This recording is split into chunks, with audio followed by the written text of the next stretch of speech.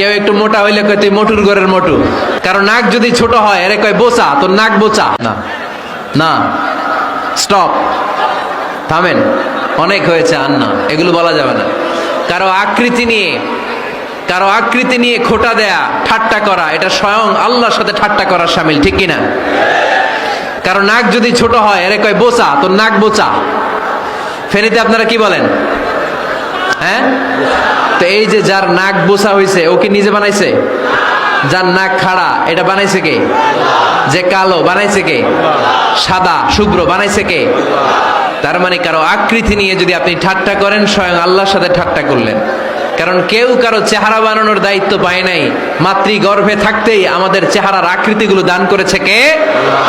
হুয়াল্লাযী ইউসাউইরুকুম feel আরহামি কাইফা ইয়াশা লা ইলাহা ইল্লা হুয়াল আজিজুল হাকীম। তিনি এমন সত্তা, তোমরা যখন তোমাদের মায়ের পেটের ভেতরে ছোট্ট একটা ভ্রূণ কণা ছিলা, তখনই তোমাদের চেহারার আকৃতি দিয়েছে কে?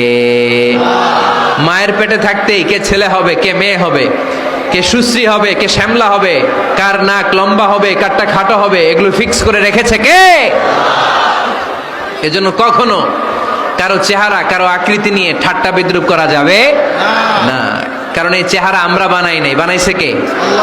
প্রত্যেককে যদি আল্লাহ তাআলা প্রত্যেকের নিজের চেহারা ডিজাইন দেওয়ার সুযোগ দিত, তাহলে আমরা আমাদের চেহারা কি এরকম বানাইতাম?